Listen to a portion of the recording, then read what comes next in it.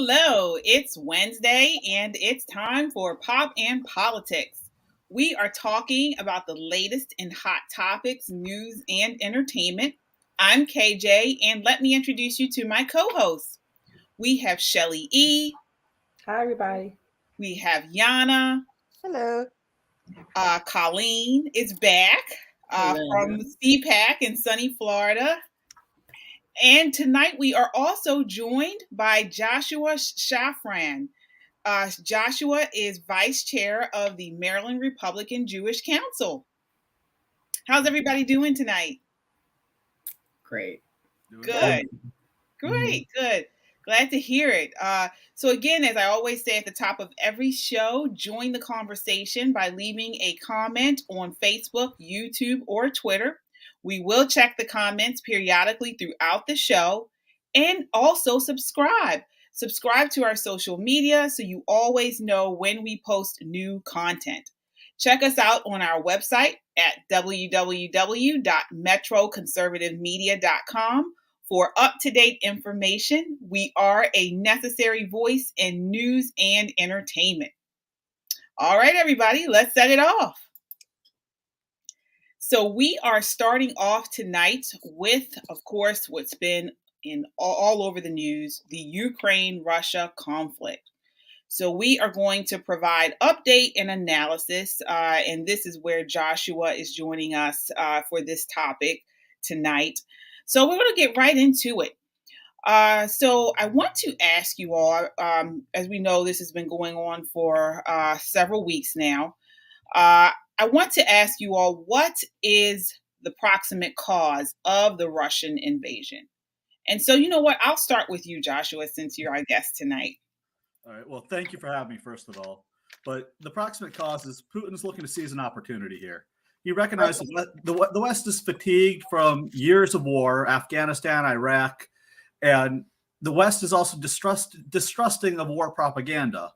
Also, NATO is not as strong as it once was. NATO was originally formed to combat the Soviet expansionism, but now all of Europe, EU, relies on Russia's oil. So they're not as strong to actually oppose Russia as they once were. That's basically what it comes down to. You know, Putin realizes that back in 2014, he was able to take Crimea and also overturn the governments in Donetsk and Luhansk. And basically, he saw that Biden's weak, and he went in. All right, I want to go to you, Yana. What is the proximate cause of the Russian invasion, in your opinion? Well, I don't disagree with Joshua that Putin definitely took an opportunity, and that's what leaders do. And definitely, in my opinion, it's the NATO expansion and constant breaking of agreements that the Western nations had with Russia. Russia actually tried to work with EU and the US after the collapse of the Soviet Union. They actually initiated many talks, and they wanted to be allies, but that NATO expansion and that kind of like Cold War mentality continued. So of course, with the weakening, some of the weakening that we see in the Biden administration, Putin had to respond to this constant of expansion and aggression that was coming from NATO to Russia. All right, Shelly, do you agree with these two opinions on why Russia invaded Ukraine? Somewhat. I think it's a little mixed bag.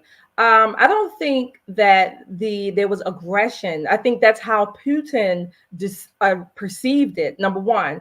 But Putin has been revving up for this for decades. And with the simultaneous weakening, like Joshua said, of the US, we have played this tepid game with basically coddling bullies. We do it in America. We do it with our criminals. So we're just doing it now on the international stage. And unfortunately, Ukrainians are being slaughtered, just like innocent people are at home. All right. I want to get your take on this, Colleen. You've heard Joshua, Yana, and Shelly give their take. What are your thoughts on this? What was the proximate cause of the Russian invasion into Ukraine? Oh, you're muted. Sorry. I definitely don't disagree with anybody here, but I will say that I think that the Biden crime family has a little bit to do with this. I mean, we can't forget about that viral clip of the Ukrainian prosecutor that he wanted to be fired. I mean, there's just a lot that I feel like we are not going to know for quite a few years to come. And I think that there's a whole side to this story that we don't know. I am not on Putin's side by any means, but I am not buying the narrative that Ukraine and the Biden's dealings have nothing to do with this. I'm a little bit skeptical. So I don't disagree with anybody's opinions here, but I will say that I think that the Bidens have something to do with it. Oh yeah, absolutely. And we have seen evidence of what was happening when, I mean, first of all, the coup of 2014. And I do have to say that the people of Ukraine are caught in this. Like they did not ask for this war. Absolutely. Majority of Ukrainian people, majority of Russian people, nobody wants to be dying right now. And being hurt. But what happened in 2014 was what really kind of pushed the country towards this conflict. When it was EU and the US, it was the Obama administration at the time, when they decided to overthrow a president of Ukraine at the time that was being supported by the East of Ukraine. And so when they managed to overthrow that president and put in a new president, that's when the East of Ukraine, and I would, I have to say, I disagree with Joshua's wording here when he said that Putin overthrew the, I don't know how you said it, something about the Lugansk and Donetsk regions, that he overthrew the government there, or he took over. It was their initiative. They were not okay with the coup. So they announced that they want to be independent of Ukraine. Crimea was already an autonomous region and with their own administrative center. And so they actually had a referendum and they attached themselves back to Russia. So it was also an opportunity that Putin took. So of course, but it was in agreement with the people there. And so, when you go across the world and you play in politics of another country, when Russia is involved, that, is in the game, someone's going to lose. Of course, play stupid games, win stupid prizes, as we like to say. One thing, though, that America and the West is receiving incorrectly from the media at large, a lot of people have the understanding that Ukraine is basically our parallel over there. They're a parallel democracy. They're our counterpart in that region. The reality is Ukraine is the third most corrupt government in the world, ranked behind Azerbaijan and Russia, Russia being number one. So it is definitely a war of propaganda in the media. And don't get me wrong, Russia is the invading force, and Ukraine is the victims in this situation. And I kind of disagree with Yana to a certain extent of some of what she said, but we have to recognize that there's a lot of propaganda going on by both sides right now, and it's in Ukraine's interest to push the propaganda. It's in their interest to say they killed 6,000 Russians in the first 3 days because they need that morale.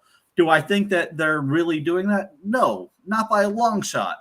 Also, though, the reality is what Yana's saying, NATO's expanding. Yeah, NATO shouldn't be expanding. And basically, the U.S. and Russia were using Ukraine back and forth as our personal piggy banks.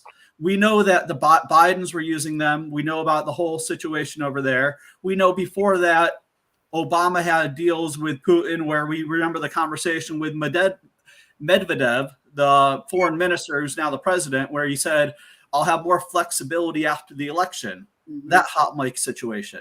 So we can't we can't just say one party is completely innocent. But if we're going to talk about expansion, we also have to look at the fact where Russia was treated like the Soviet Union for the past 30 years because they're not. The Soviet Union dissolved in 92. That's when the wall came 91. down.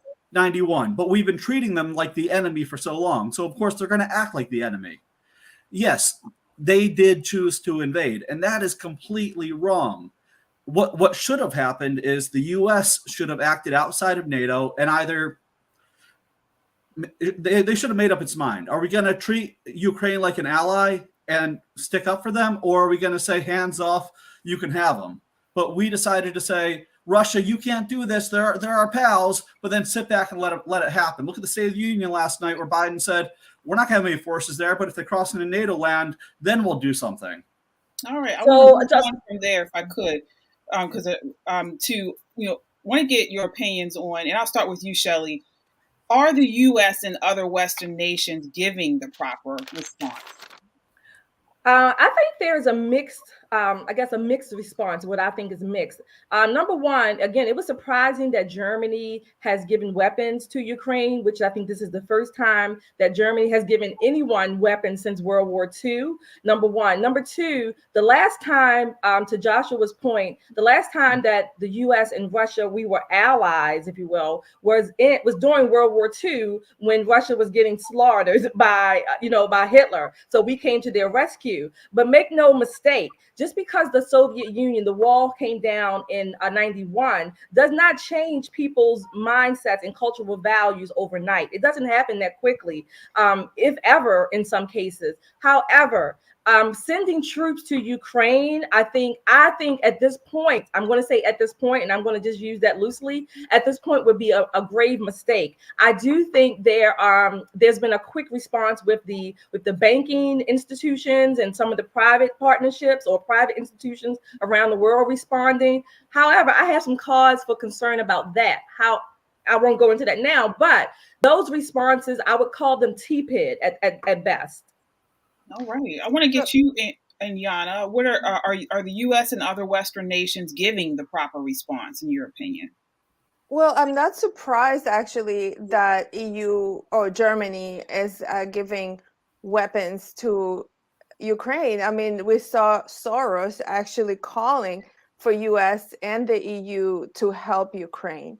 So all these, I would say these are globalist organizations that are scared right now that Russia is gaining more power, and Russia is, like we were talking once at our previous shows, that they're aligned more with China, and China is going to help Russia in this transition right now that is going through. So they're afraid that they're losing their power in the world.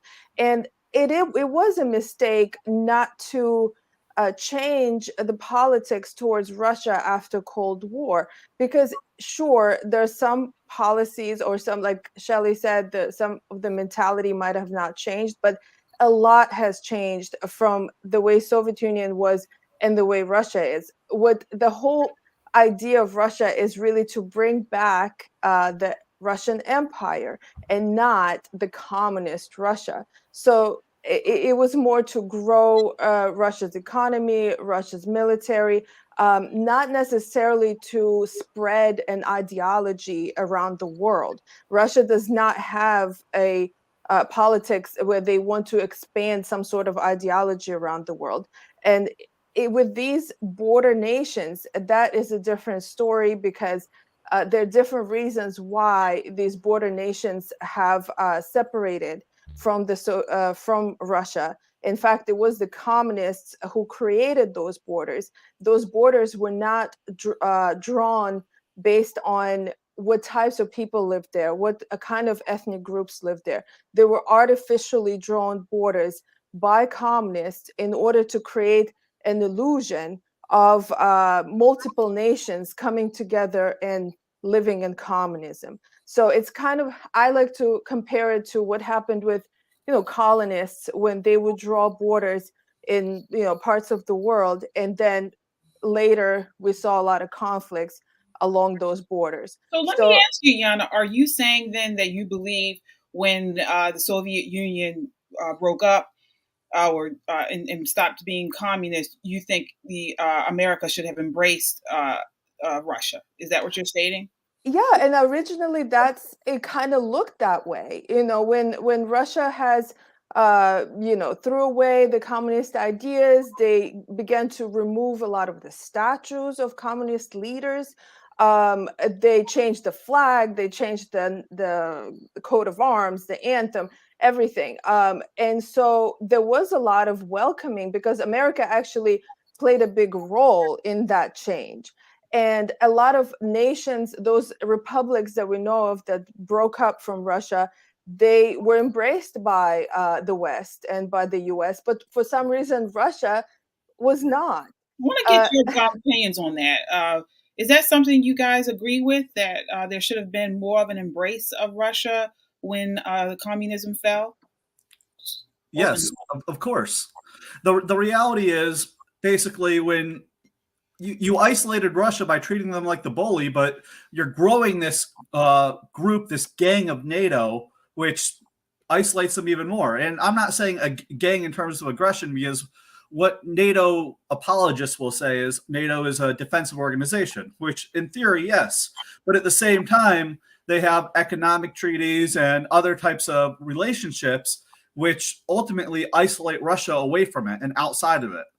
So if they were to embrace Russia while still holding it to Western standards, I think a lot more could have been done, but we're kind of 30 years too late for that. All right. I want to start with you, Colleen, on this next question. As it stands now, what will be the possible ramifications of the conflict of this conflict on the U.S.? Wow. I mean, it really all depends what our involvement's going to be. I mean, I really am so opposed to getting involved in this. I would like to help refugees and do what we can to help anybody who's fleeing Ukraine and even Russia, anybody who feels that they need to flee. But in terms of getting involved, I do not want to get on Putin's bad side right now with Biden as our commander in chief. He is not who I want to be in charge of a war against Putin. I mean, that's terrifying to me. If it was President Trump, we'd be having a different discussion here, but I'm not confident in his ability to lead the country. And I'm certainly not confident in his generals. So, I mean, unfortunately, I would like to stay as far away from Putin as possible because we simply don't have the leadership that can actually do the proper thing, in my opinion. So I'm all about helping the refugees, but I do not want to send Americans over there to die. All right. I want to go to you, Shelly. As it stands now, what would be the possible ramifications on the U.S. Of this conflict? I think there are going to be short and long-term consequences. The short-term consequences we're probably starting to see or feel those, particularly with more inflation. Oil is up, I think, over $100 a barrel, if not more already. So we're starting to see some of those short-term consequences already on the inflation that we've already been having in the United States. That's going to, I think, continue. Long-term, I can't ignore the fact that one of the consequences is that Ukraine will probably no longer be Ukraine anymore. Unfortunately, I can't sugarcoat it or make it sound pretty. That's probably going to be a fact. Another fact, long term, I think is going to happen. I do think that Russia and China are going to be strengthened in the vacuum that the United States has vacated. All right. I want to go to you, Yana. What do you think the ramifications will be on the U.S. due to this conflict? Well, just like Shelly said, I think we will feel kind of like a snowball effect of all these things happening in Europe and sanctions that are put on Russia. So we will have some rising in fuel prices for sure. Global travel will be affected for a while. If there's airplanes are not flying through Russia, so they have to fly around the world to reach to places. So that prices will definitely rise because of that. I also read something about fertilizer, and that's been going on. There's a fertilizer that's coming out of Belarus that is now being banned, but they were shipping it to Europe before, so that can affect food prices, but that's mostly probably in Europe. And I think in general, like what is happening right now is this war between like the New World Order globalists that are, I guess, their headquarters, I would say, in Western Europe.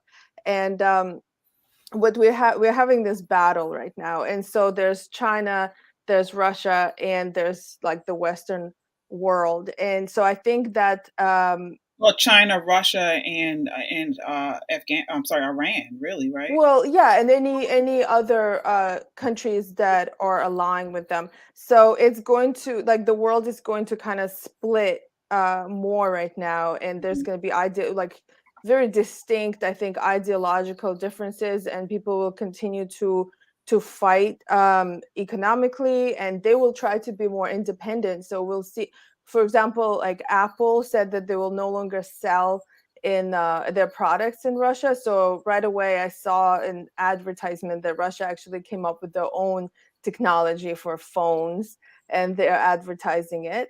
So that was really interesting. I never heard of those phones before. It's called like Sounds like the Soviet Union, the East West thing again. right. Yeah. So, but it's splitting again, and we'll see. I mean, it's going to be a battle, and it's also people will try to win the hearts and minds of people as well, the leaders of those different sides. And it's going to be interesting to see. All right. Well, as you guys all mentioned, the U.S. was a global police force, if you will, and now with a rearmed world, it becomes slightly more volatile and dangerous, in my opinion. I know people want to say, people say, U.S. stay out of everything, but we were there as sort of this higher power or higher thinking people to kind of police these nuclear weapons and things like this. But now with Russia and China banding closer together with Iran, we have a totally different thing going on. China came out Tuesday and said they don't like economic sanctions. So again, they're forming this alliance that was there before, but now seems to be getting stronger with Russia. Finland and Sweden moving to join NATO, solidifying their Western alliance. The non-aligned countries are seeking nukes. So the era of widespread peace is sort of coming to an end. Again, we have this inflation spiraling out of control. We didn't take preventative measures to keep America, with our own oil production. So we have a whole new world, I think, forming right now, a more armed world. Yeah. And so it's kind of scary. I want to get your thoughts on this, Joshua. All right. So basically, the simple truth is America's going to lose credibility because, as everyone basically acknowledged, Ukraine is likely to become part of Russia. When America loses credibility equals confidence. Nobody has confidence in America. Our economy is going to tank because why would people rely on the U.S. dollar for the petrodollar? The petrodollar, as I'm sure most of you guys know, that's how all of oil exchange is done. The currencies are converted to the U.S. dollar for exchange and then back to the other country's currency. That's why it's in every country's interest to keep the dollar stable.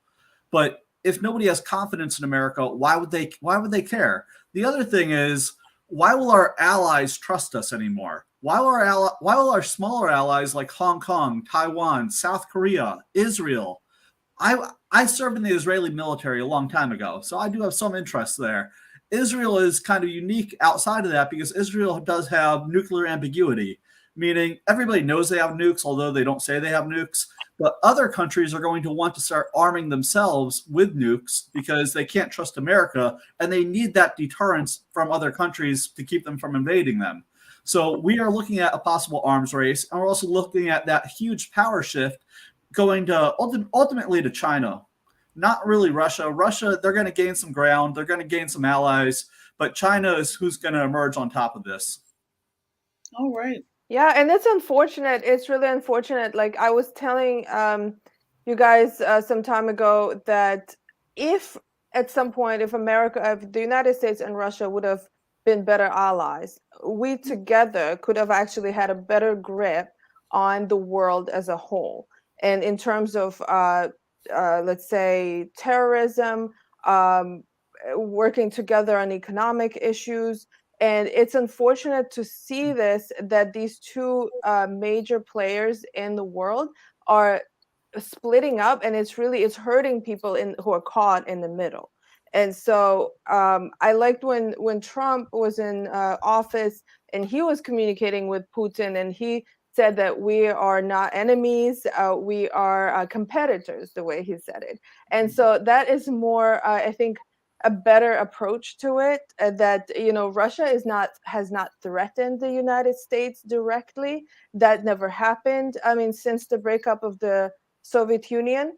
Including like the cyber attacks and things and that, or do you think that's part of it? Or the fact that Russia's been arming our enemies for years. Right. Russia's the number one supplier of arms to Hezbollah and Hamas, who are designated terrorist countries even by the United States Department.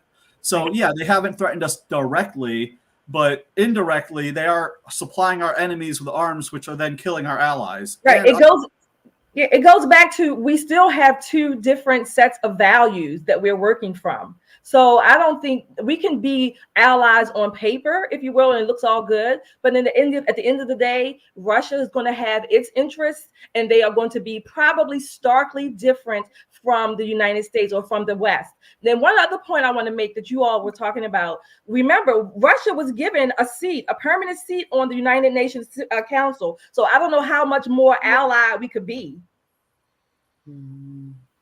Well, what I meant is that Russia does not have rocket launchers on the borders of the United States, but NATO does have rocket launchers on the borders of Russia.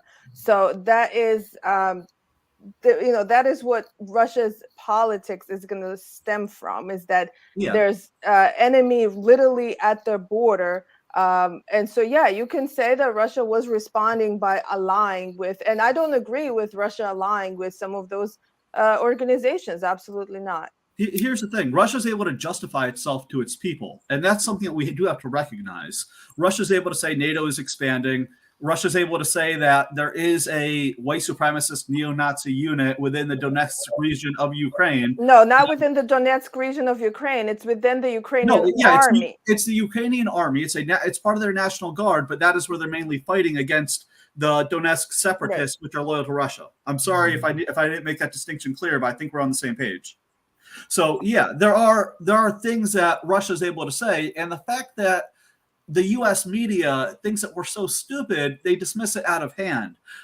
Every article from right-wing media and left-wing media goes, Russia says they're neo-Nazis, but Zelensky's a Jew, so that's just fake news. I'm seeing that by CNN and Fox, but if you just Google it, you'll see that the FBI even labeled that unit in 2018 as being white supremacist neo-Nazi aligned. If you look into a little further, they're not all 100% neo-Nazis, but they do use swastikas and the SS symbols and things like that.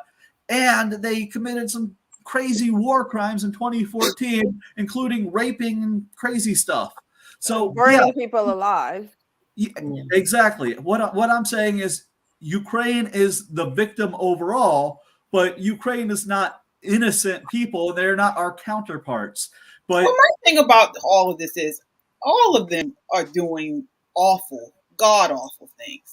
Yeah. I mean, Ukraine, Russia. So honestly, to me, and I don't mean to sound cold or heartless, but I definitely, my heart is with the people, and I definitely don't want to see anyone harmed.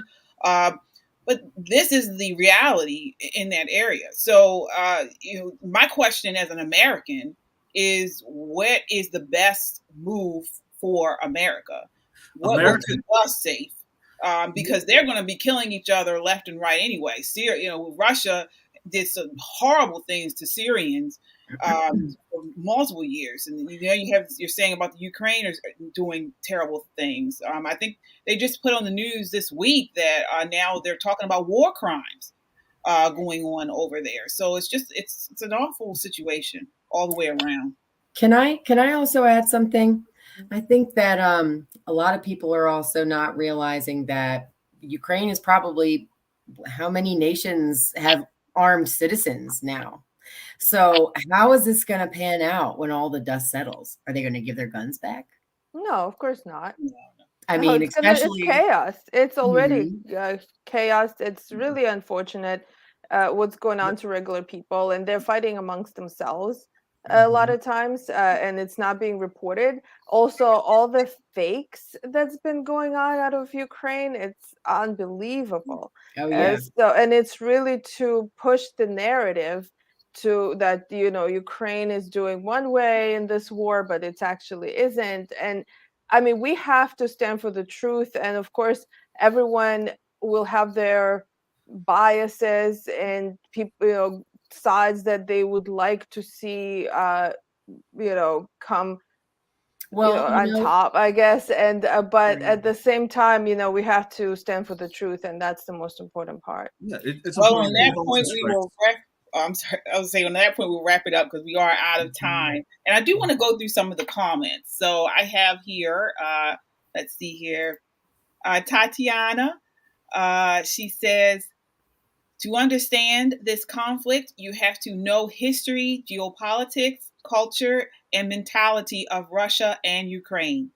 All right, that's very true. We have here Unite America First. The U.S. is not innocent when it comes to corruption in the world. Well done. Yeah, absolutely. Uh, let's see here. We have Stephen. Really, cause Russia doesn't have biolabs in Ukraine to circumvent international law, do they? Maybe. Hmm. Yeah. Yeah, well, there So are many illegal biolabs in Ukraine that's been used by the West. There's certain things that they cannot do legally in other countries they could do in Ukraine. Right. So I think that's what he's referring to. Okay. and also, can I also just add that a lot of right wingers feel like kind of worried to talk about this topic because they're called like a Putin apologist or like a Putin puppet if you show any kind of skepticism about what's going on the Ukrainian side. So like, I just wanted to say that I feel like a lot of people that are conservative leaning feel kind of scared to even say how they feel sometimes. Yeah, and it's splitting up people even more. I feel like even on the right in America, it's splitting up people. And I like, as I said, we just have to search for the facts and don't jump into conclusions. Everybody's gonna say what they believe, but then hopefully when the dust settles, we'll see. Hopefully, we'll see who's right. Yeah. There's a lot of nuance here, and a lot of people just like to be loyal to individuals over the facts on the ground. Unfortunately, that is True. absolutely true, and I can totally agree with that. Mhm. So we are at the end of our time for this topic. Joshua, thank you so much for joining us at Thank the you for top of having the me. hour. You were awesome. Definitely provided some different opinions and perspectives. So really appreciate that. Again, thank you so much, and we'll definitely have to have you back on. Thank you. Bye, Joshua. Bye. Thank you. All right. So, again, as I always say, join the conversation by leaving a comment on Facebook, YouTube, or Twitter. We will check the comments periodically throughout the show. Also, subscribe. Subscribe to our social media so you always know when we post new content. Check us out on our website at www.metroconservativemedia.com for up-to-date information. Again, we are a necessary voice in news and entertainment.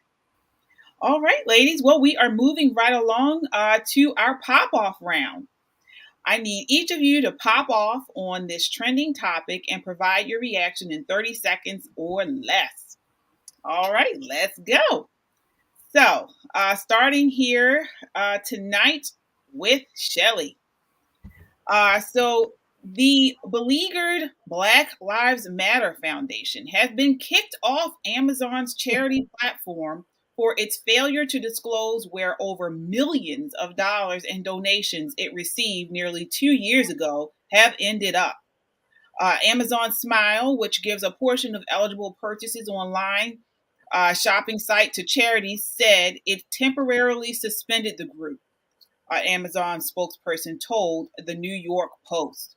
So my question to you, Shelly, is why haven't we seen mainstream media, which celebrated Black Lives Matter, talking about this? I want to get your thoughts.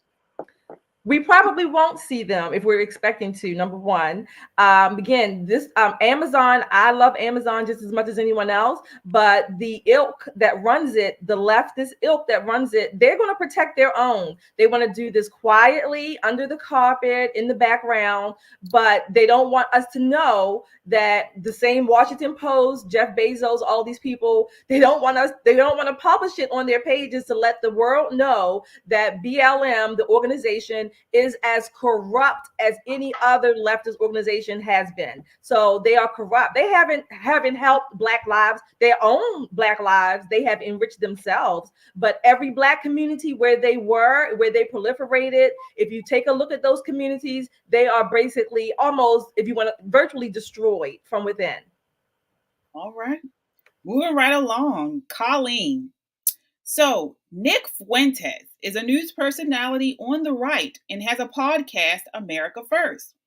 He has distanced himself from the Republican platform because he is against conservatives that support globalism, endless wars, and other issues that he feels run counter to the America First movement. However, he has made racist and inflammatory comments as well. Do we have the clip of that?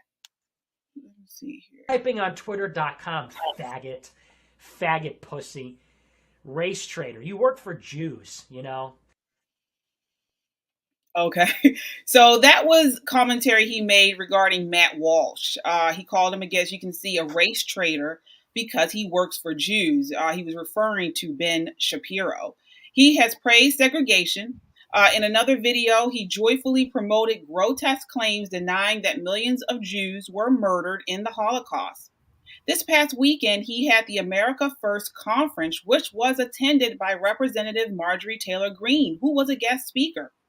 My question to you is, should the conservative movement, and for that matter, nominees and elected officials within the Republican Party, provide space and support for Nick Fuentes and his supporters? Why or why not? Wow. That's okay. So Nick Fuentes is not somebody I have actually really followed before. And I'm actually very upset to hear that Marjorie Taylor Greene was involved at all after hearing that comment.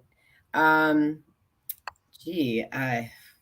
Well, I certainly don't agree with the clip that we just showed.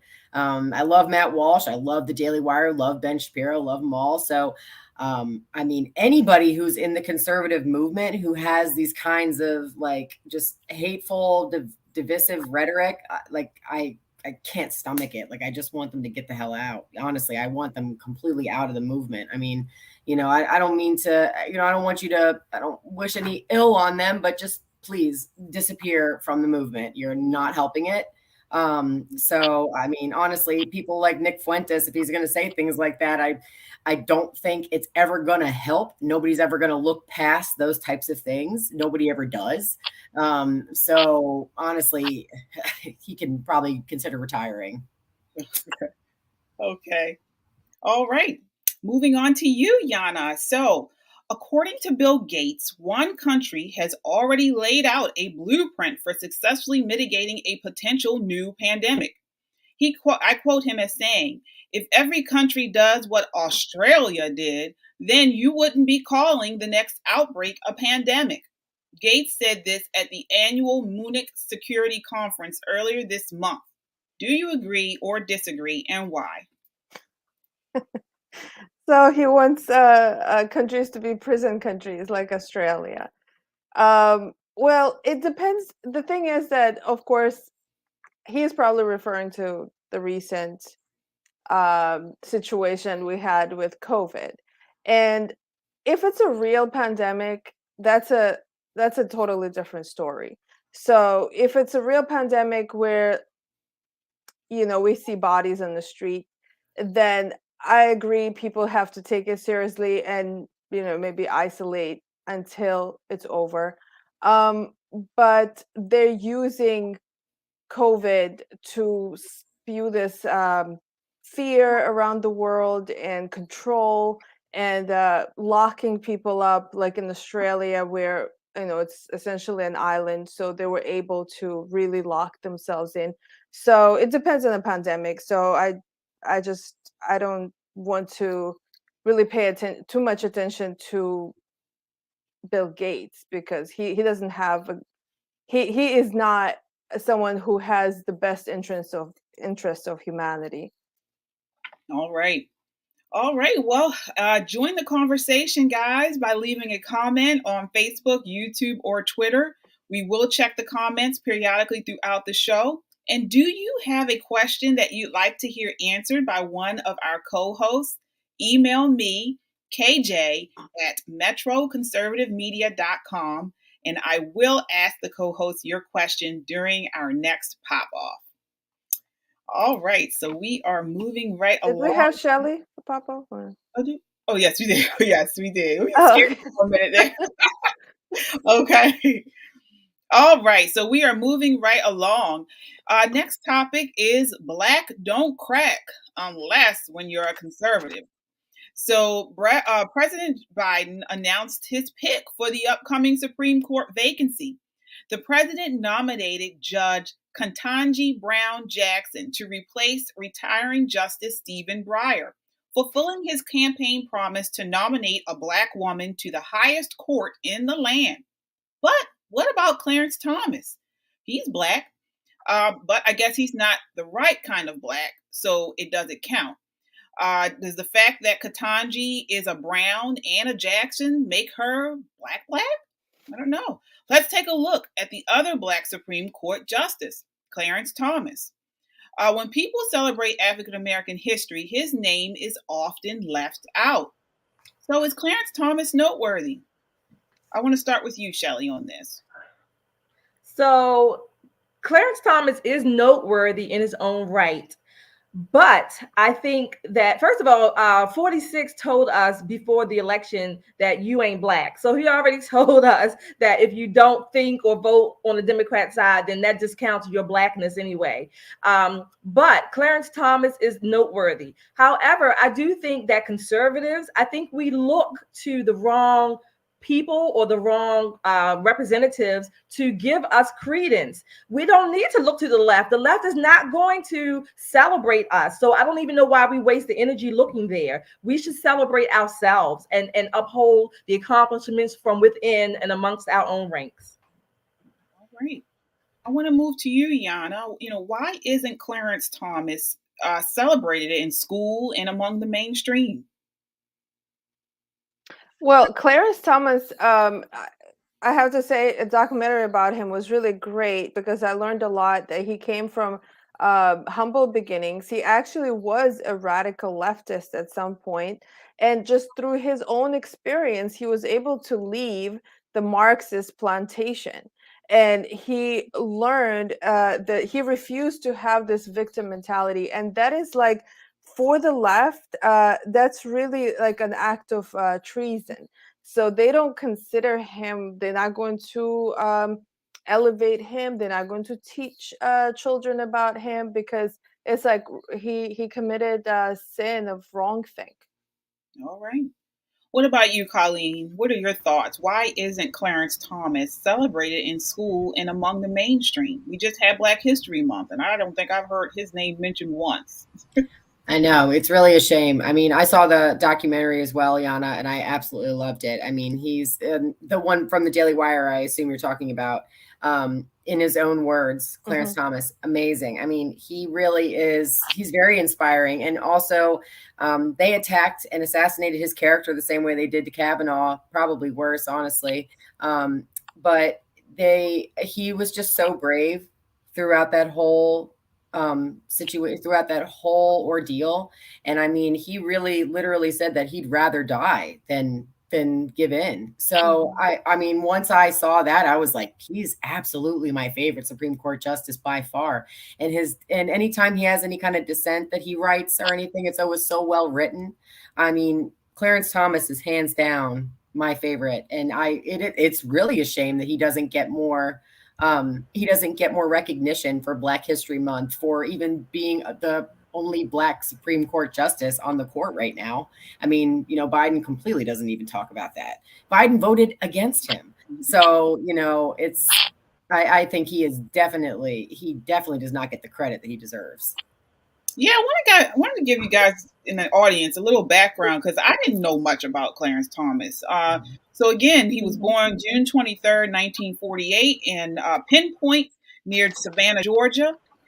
He was Associate Justice of the Associate Justice of the Supreme Court of the United States from 1991. Second African American to serve on the court.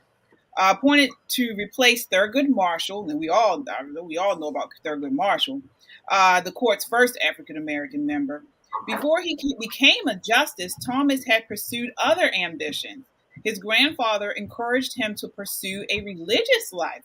So during high school, Thomas decided to transfer to St. John Vianney Minor Seminary, a first step to becoming a Catholic priest. Graduated in 1967 and continued his studies at Conception Abbey. But the assassination of Martin Luther King Jr. in 1968 proved to be a turning point for Thomas. He left the seminary after overhearing a fellow student making fun of Martin Luther King's death. So moving north, Thomas went to Holy Cross College in Massachusetts, where he studied English. He became active in many social causes there, including protesting the Vietnam War and campaigning for civil rights. Thomas also helped establish a Black student union. After college, he went to Yale University Law School, where his views started to become more conservative, though he also benefited from the school's affirmative action policies. So that's a little background. I mean, I know I did not know that information, and I need to watch that documentary that you guys mentioned. Yeah, right. I've read Clarence Thomas's a book. I think it was called My Grandfather's Son, and he talks about his grandfather. How his stern and firm his grandparents were, and how they basically saved he and his brother from the poverty that they were already in, and gave them a new way set them on a new way for their life. But he talks about him benefiting from affirmative action. But one thing Colleen said, and I know you didn't mean it this way, Colleen, I just want to point it out. I don't think that Clarence Thomas would want to be recognized just for being Black on the Supreme Court. I think he wants to be, if he wants to be recognized at all, and he's written the most opinions, if I'm not mistaken from my research, he's written the most opinions. He often does not, even if he's not with the majority opinion, he will write a dissenting opinion and explain why. He wants to be known for his mind, his policies, and for, I guess I would say, improving Blackness, whatever that means. But one of the things, KJ, when you asked, why is he not celebrated? I liken if conservatives look to the left to celebrate Black people, or Clarence Thomas specifically, I liken that to some Black people who seemingly need white people to validate them to have meaning. I don't think either one is necessary. You can have meaning in your life and be celebrated from within, and not looking to the people who want to denigrate you.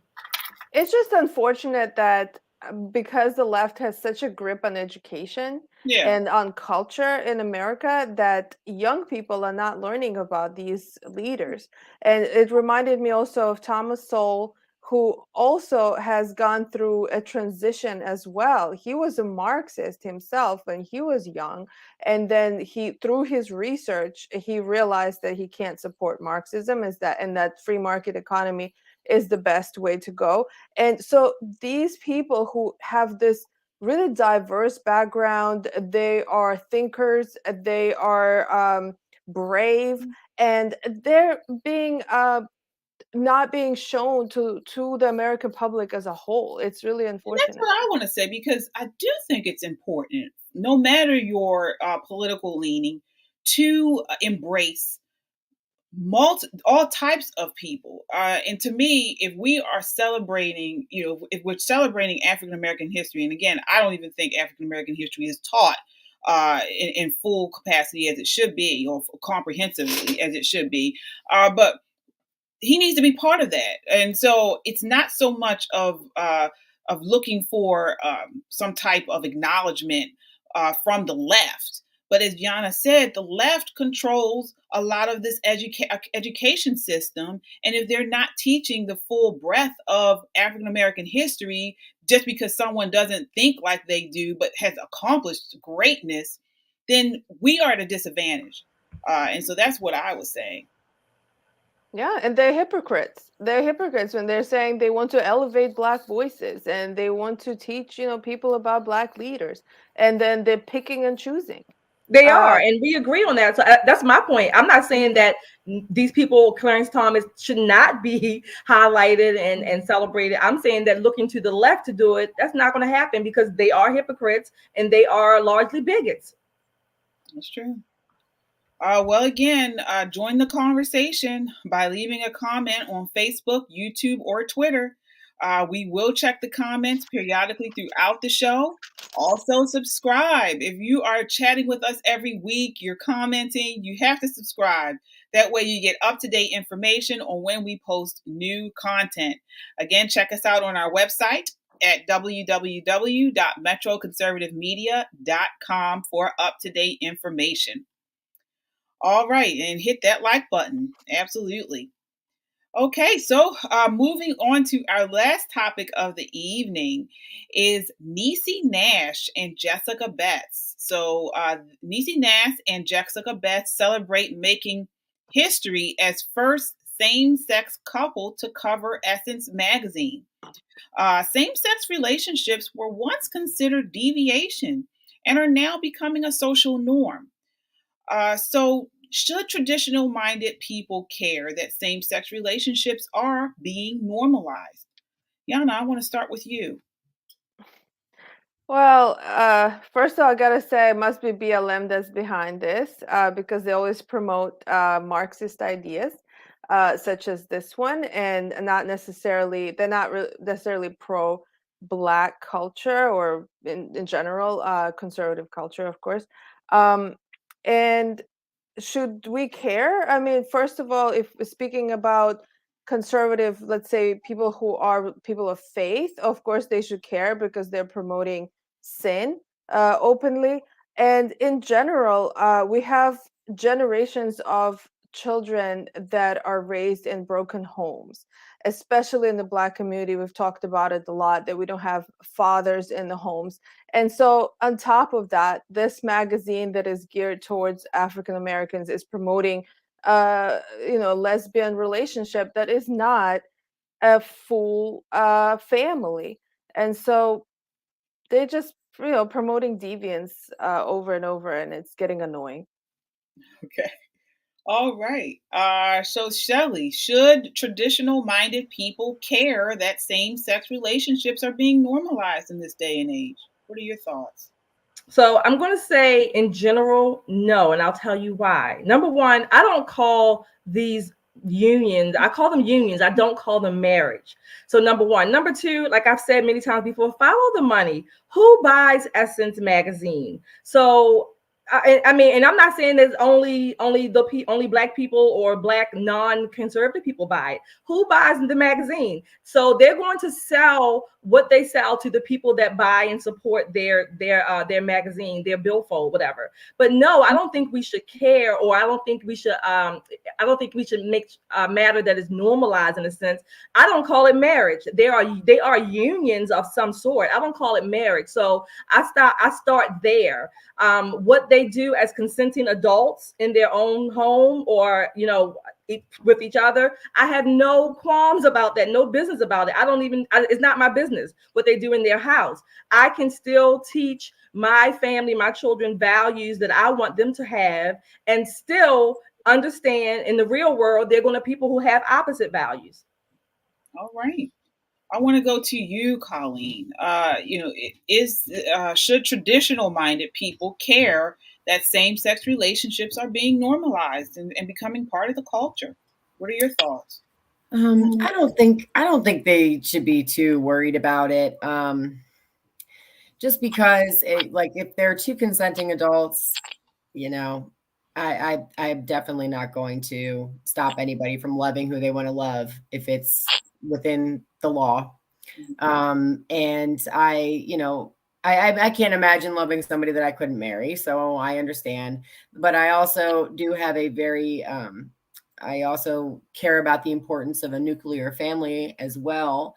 But I don't fault anybody for ever wanting to marry somebody that they love. So it doesn't bother me. I don't think it's too much of a threat. And, so I support it. All right. Yeah, I disagree with that. Yeah.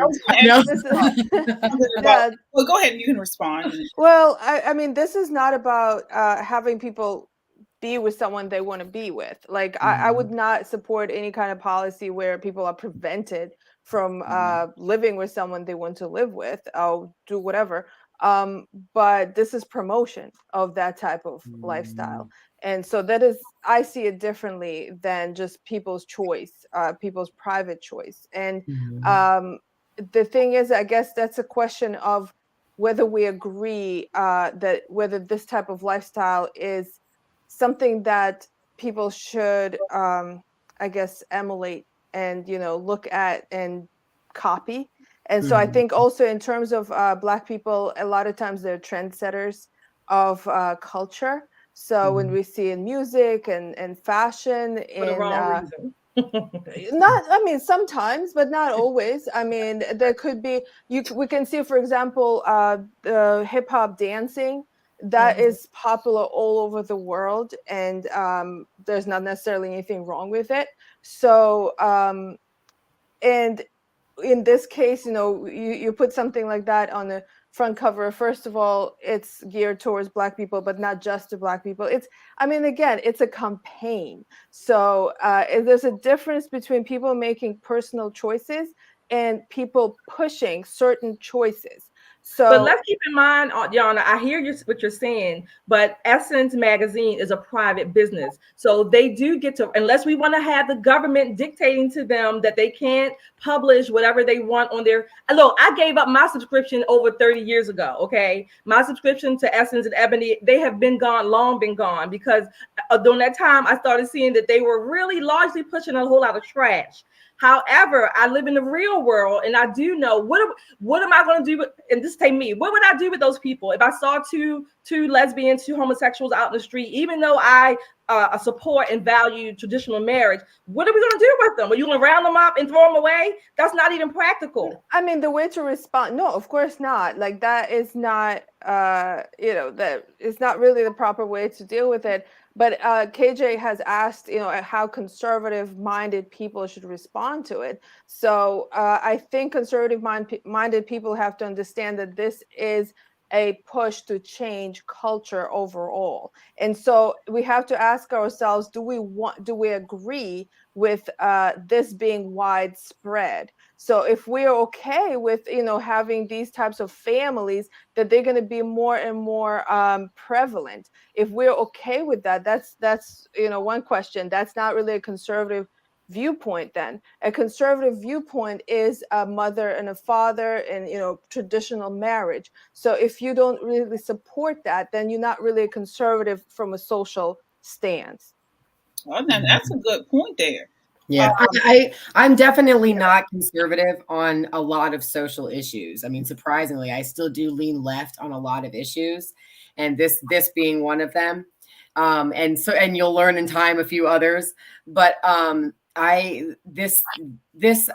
can see, because if like one of the comments had said that it was a Black female empowerment magazine, and that does kind of make me kind of think about it, because in terms of like raising children, if you're raising a man with two women, that's a little, that can be a little hard. That can be very difficult. I mean, it's not easy to raise a man as a woman, especially if it's only two women. So, I mean, I know that there can be a lot of things that can go along with it.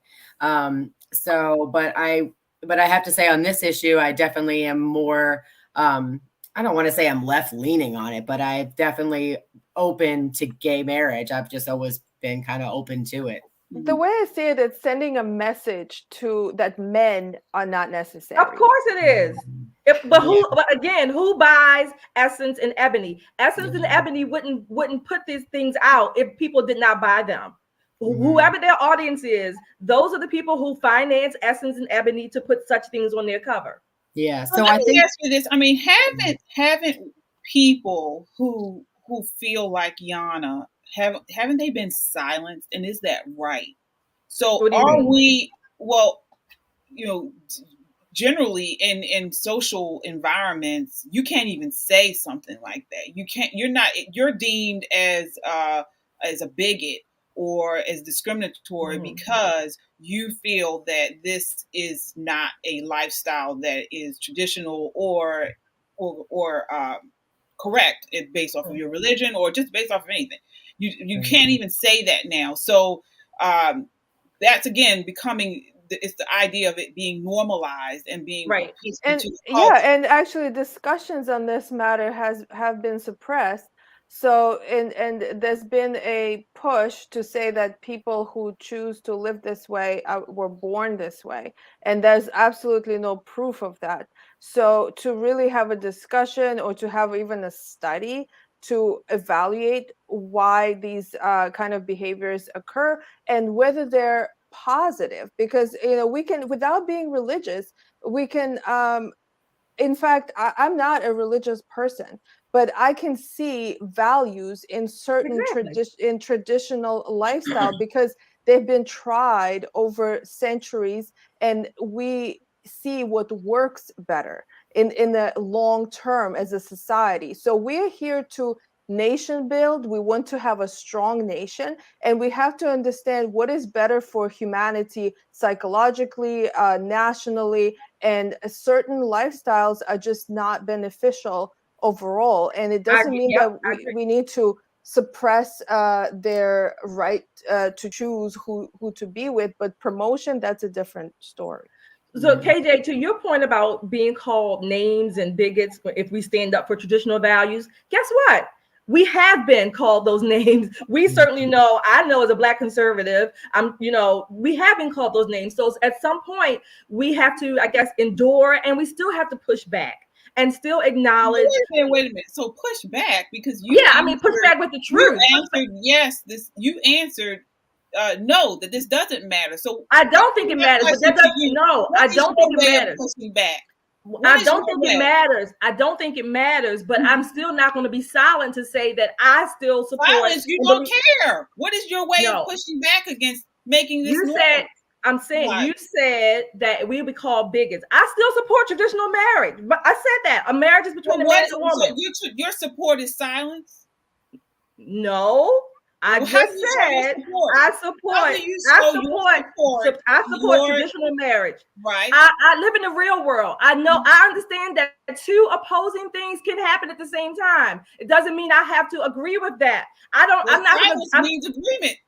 No, I didn't say I was silent about anything. I said I'm vocal about my values. How do you show? I'm vocal about my values. I'm vocal about my values. I support marriage as between a man and a woman. I even said that I don't even call that marriage on the cover. So Shelly, if you don't call it, and that's an interesting point. Like I remember when I was in college, and this was 2008, I believe, and that's when the whole discussion, like that's when they were deciding whether same-sex marriage should be a marriage. And so I remember someone came up to me and was doing a survey, like, what do you think? And I was very left leaning, I would say, on social issues at the time, and or in general. And but I didn't really think of that question like fully. So when the person asked me, I started, thinking about it out loud. And I did come, even back then, I said, I don't agree. I don't disagree that they should have a union. The relation, they can have some sort of legal, equality to other people who are in marriage, but I would not call it marriage because it's not marriage. However, like, what would you say, Shelly?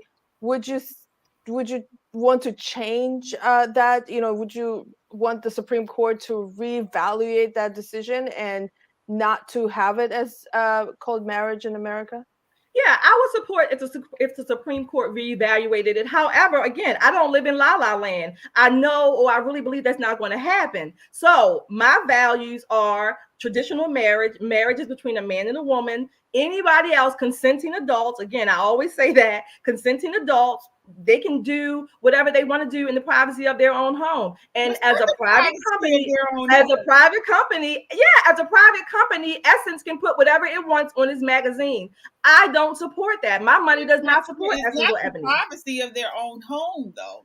What do you mean? It's never been. It's not the privacy of. So what do you want to do with these people? What would you want to do with these people then? I mean, as I mentioned, nothing. But I believe that again, our posture, our what we say, how we act, what we do, and that's what I agree with all of that. So I think we need an alternative. I'm just being practical about it. What can we do? We can't round them up. So, Colleen, what would be your alternative? An alternative would be to show a wedding between a successful Black couple of a man and a woman of a nuclear family on Essence. That would be, and they have Essence has magazine covers with married men and women, Black couples, Denzel Washington, the Smiths, other people over the years. Essence has been around. I don't know how long. KJ probably can tell me. Well, they also had a man in a dress, right? They probably, I don't know about that one, but they probably have. I'm not saying they haven't, but they have had all kinds of relationships on their covers. My point is that, again, follow the money. Who buys Essence and Ebony? Shelly does not, number one. Number two, it's a private business. I don't have to support it, but I can realistically say I still believe in marriage as a man and a woman, traditional marriage. I don't consider that a marriage. That's some kind of a union. Fine, they're consenting adults. When I go to sleep at night or when they go in their house, I don't know what the hell they do. Well, I can tell you, it's slurping and oh God.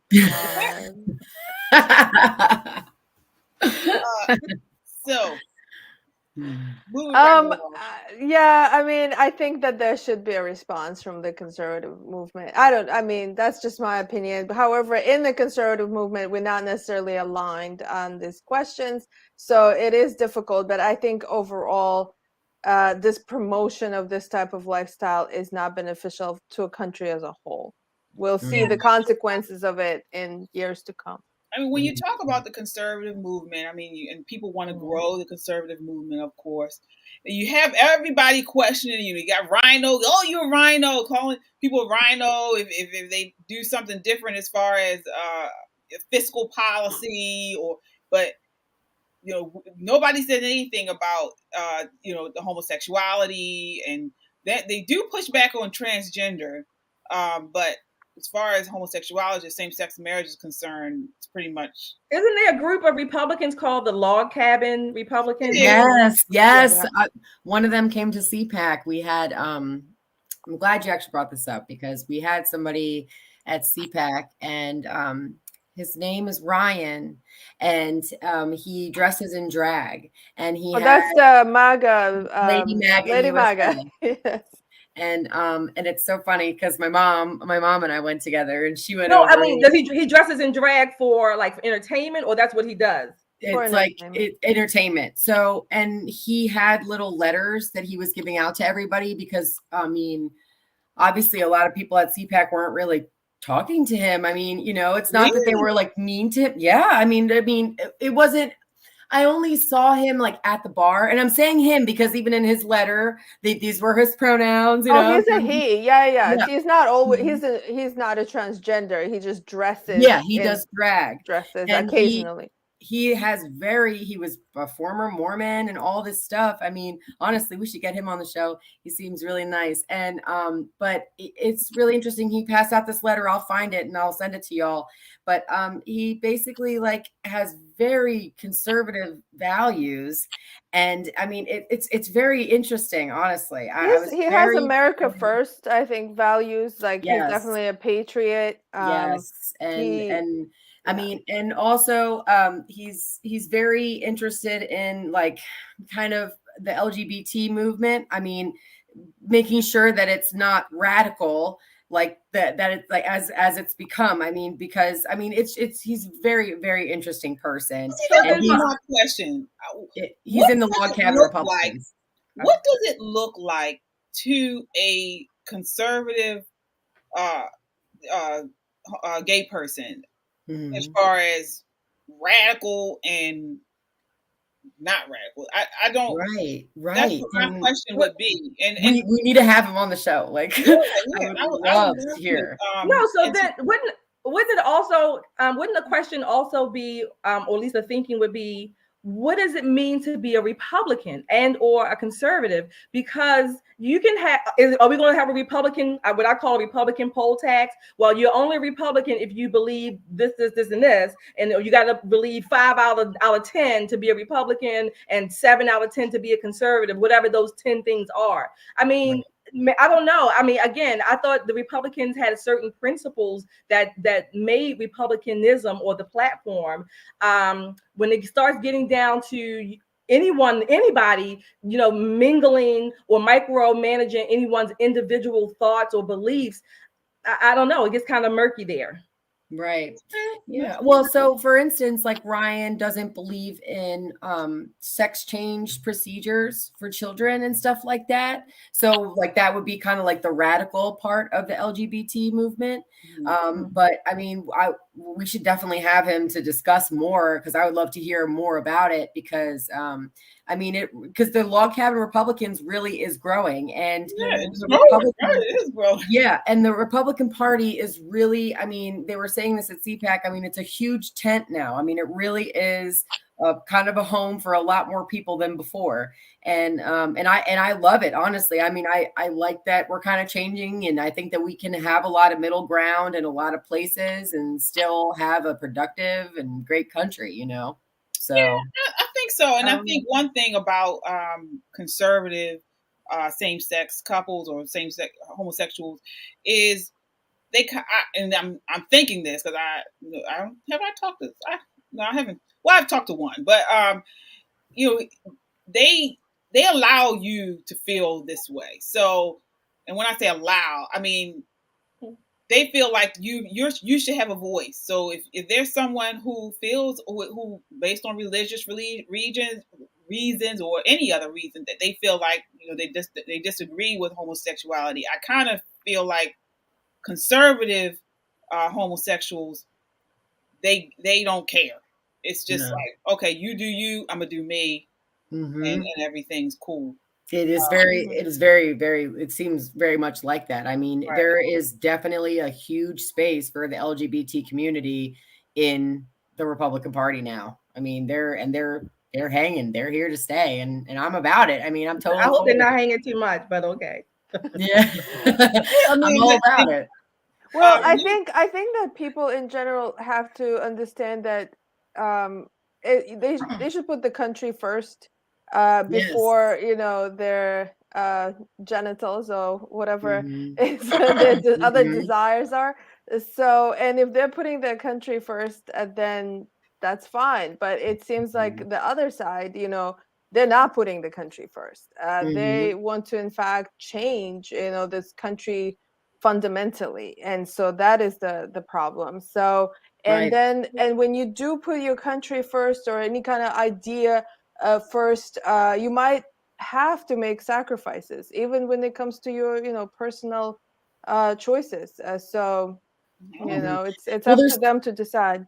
There's certainly a need for the log cabin Republicans, because it's one thing to be part of like walk away, but it's really another thing when you're a part of the LGBT community and you're a conservative, because like anybody in the LGBT community will tell you that you have to come out twice when you're a conservative. Like you come out as gay and then you come out as a conservative, and almost all the stories have told me that it's harder to come out as a conservative than it is to come out as gay. So, I mean, because it's accepted today. Being gay is like, if you tell Alexa, she tells you congratulations. I mean, that's why to me, I don't understand. Again, this might be a good reason to have someone on, because I don't understand why we have to have the log cabin Republicans. And my question, my reason behind it is, why does it matter who you want to sleep with or who you love? I don't. Nobody's asking me about my spouse or who I love, or whatever. Well, look like with Dave Chappelle's friend Daphne that he talked about in that special that killed herself. Like, I mean, the LGBT community can be pretty vicious among themselves. I mean, but driving themselves to the LGBTQ community, and I can be kind. I can be. It doesn't take somebody to be LGBT. I don't see how that matters. Well, and the thing is that like these people have a struggle. I mean, that's how I see it. They have a struggle within themselves, and I think that the left wants everybody to accommodate that struggle. They want people to use whatever pronouns they come up with. They want religious people not to express the fact that this is a sinful relationship. They want people who just disagree in general not to express that. But it's their struggle. And so if it happens, we all have issues that we're dealing within ourselves. We're not necessarily going around pushing other people to accommodate us with whatever we're dealing within. So that's how I see it. And I think has to be a private matter. And that's what I know. It should not be promoted. Yeah. Yeah, I mean, it's tough though now. I mean, because before, it would be one thing if you're a man and you like men, just for like sexual, reasons, or if you're a woman and you like women for just sexual reasons, so you do your thing in the bedroom and then you go out. There's no type of relationship forming or anything there. It's just you just like to eat carpet. But now we're in a situation where relationships or marriage and now in families and stuff like this. So it's just a whole new thing. So. Well, I mean, I think we're going to be struggling with this question forever. Like you said, Colleen, if you reach out to the guy you talk to, absolutely have him on, have an open and honest conversation, respectful, of course. Totally. And have him on. So he seems very nice. So I would absolutely. I've been following him. Yeah, I mean, he's been really interesting during the Trump campaign. Yes, he has a big flow and he sings. Oh yeah, I mean, and it's like there is a time and place for drag. I mean, drag shows are fun, like drag shows, yeah. Like, but I mean, of course, like not around kids, but I mean, there's definitely a time and place for it, and like as far as I know, with him, he doesn't do any obscene stuff. Like he doesn't. He dresses up in like these kind of like Cinderella outfits. And yes. Yeah. All right. Well, that brings us to the end of our show. Thanks so much for watching. Let me just see here. Let me go through some of the comments before we leave off. So let's see here. All right. So we have Republican reprisal are two completely different things. One is a political party and the other is a social identity lifestyle. Exactly. Do we have any conservative social identity lifestyle conservatives? Do we have any? Us? Are any of you guys social identity lifestyle conservatives? I mean, I definitely lean more towards socially conservative. Yeah. Well, I mean, I think I'm more socially like moderate. Okay. Yeah. Yeah. And also, I think it depends on what the social issues are. So I can see what Colleen is saying. Yeah. Okay. All right. Again, this brings us to the end of the show tonight. Thanks so much for watching. Continue the conversation by checking us out on YouTube, Twitter, Facebook, and Instagram, and subscribe. That way you get up-to-date information and you on our content when we post. We appreciate the support. We are an independent media, and each time you subscribe, it helps make our voice that much stronger. Again, check us out on our website at www.metroconservativemedia.com. We look forward to seeing you next week. Until then, Count your blessings and live a life of purpose. Good night. Good night. Bye.